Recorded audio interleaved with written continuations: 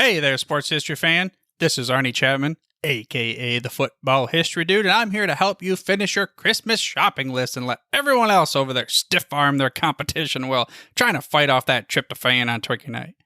Now, what we did was we partnered with Rochester Sports Autographs, the largest JSA authenticated autograph distributor in the United States, where you can get up to 75% off over 30,000 autographed sports collectibles during this holiday season.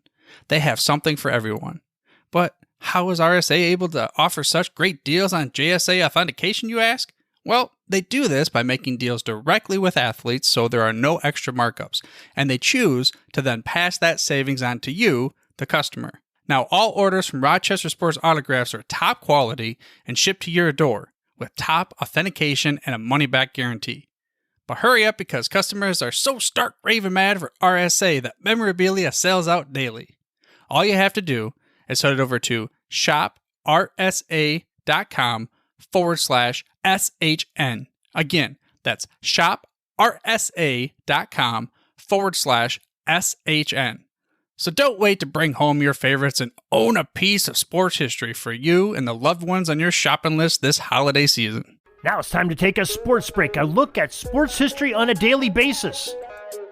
Friends of sports history, this is Darren Hayes of the Sports Jersey Dispatch Podcast. Welcome once again to the Pig Pen, your place for all things great in sports history, and welcome to your sports break for this November 28th, as we will talk about some of the greatest events in sports history that occurred on this date, the athletes that performed them, and the uniform numbers that they wore. But before we get to those uniform numbers, let's make sure you know a little trick. With your AI speaker, you simply say your magic words and tell it to play the latest Sports Jersey Dispatch podcast or latest Pigskin Dispatch podcast, and voila, your podcast should be playing from this very venue, and you'll be able to hear it just that easy without touching a button. Hands-free and easy to do. Try it out.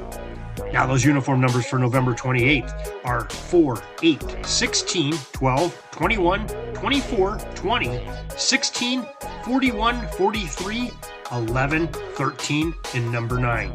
November 28th, 1929 is where we'll start out. And Chicago Cardinals fullback number 4, Ernie Nevers, set an NFL record for the most points scored in a single game, 40 of the Cardinals' points in a 40-6 rout of the Chicago Bears. Nevers has an NFL record 6 touchdowns and 4 extra points on the day.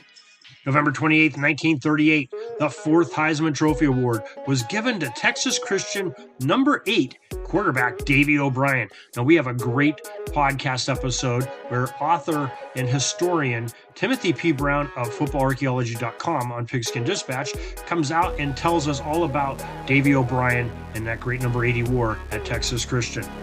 November 28, 1944, Detroit Tigers pitcher number 16, Hal Newhouser, was named as the American League Most Valuable Player.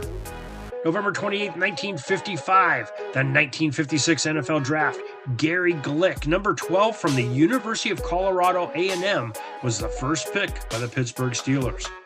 November 28, 1957, the Milwaukee Braves future Hall of Fame pitcher number 21, Warren Spahn, ended up winning the Cy Young Award for that season. And in 1964, on the 28th of November, the 1965 NFL Draft took place, and Tucker Frederickson, number 24 from the Auburn University Tigers, was the first pick by the New York Giants. November 28, 1964, the CFL Grey Cup was played at CNE Stadium in Toronto, and the BC Lions defeated the Hamilton Tiger Cats 34-24. It was BC's number 20, Bill Munsey, that scored 2 touchdowns in the third quarter, one on offense and the other on defense, to lead the charge. November 28, 1967, the 33rd Heisman Trophy Award was won by UCLA quarterback number 16, Gary Beeben. And you're going to hear some great history on Gary Beeben coming up this month on Pigskin Dispatch in our Rose Bowl celebration.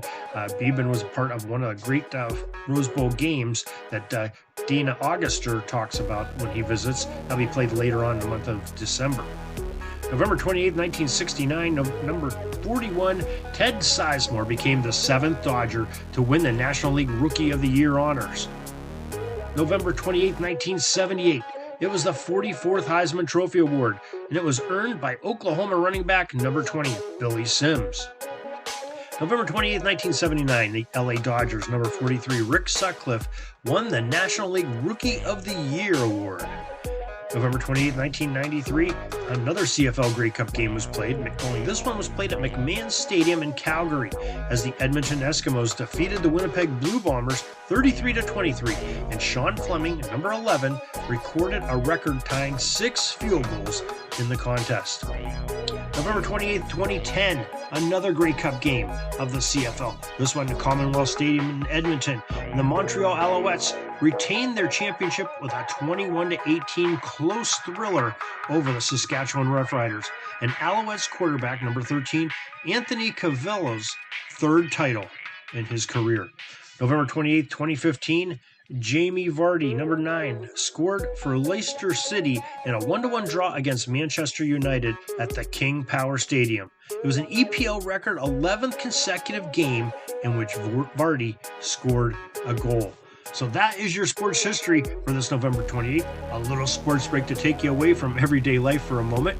And if you want to have some more of that and study up on some sports history, I suggest you go to sportshistorynetwork.com, where we have a whole bunch of podcasts, thousands of hours of entertainment, family friendly for everyone to learn something about sports history.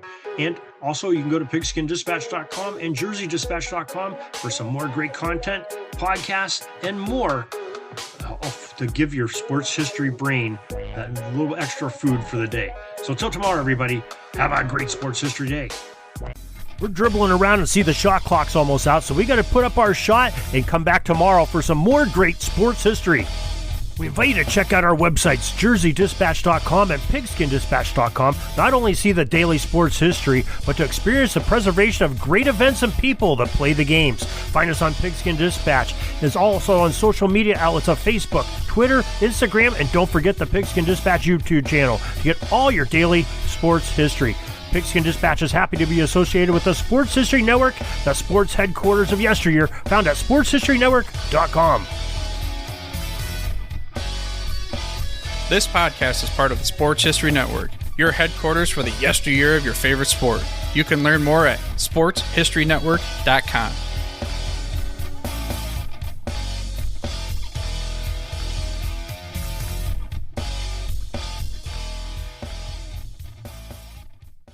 Hey there, sports history fan. This is Arnie Chapman, aka the Football History Dude, and I hope that you enjoyed this recent episode presented by the Sports History Network and were able to learn some good old-fashioned sports history knowledge nuggets. I started the Sports History Network back in 2020 with the mission to help podcasters find a community of like-minded sports history nerds, as well as helping aspiring podcasters to start their own shows. We have a little bit over 30 shows on the network right now covering all sorts of sports history, but as far as I'm concerned, we're just at the toothpick in the ocean moment, that can't even figure it out because there's so much more coming. We wanted to create the ultimate headquarters for sports yesteryear, starting with Podcast Network and our website, but we're going to continue to move into other mediums as well. And here's the cool part, because we want you to be part of our team. So if you're interested in starting your own podcast, or maybe being a guest on one of our shows, or who knows, maybe even writing an article for us over on the website. Seriously, all you got to do is reach out to us on the contact page over at sportshistorynetwork.com. You can be as technologically savvy as a Neanderthal tapping on a stone trying to figure out this whole hieroglyphics thing back in the day. Again, it doesn't matter, because even if you don't understand the whole podcast space, we have a production team that can pretty much help you out with doing everything. All you got to do, head over to sportshistorynetwork.com, head to the contact page, fill it out. That message goes right to me, and I'll reach out to you as soon as I can. But for now, dude, I'm through if you're through.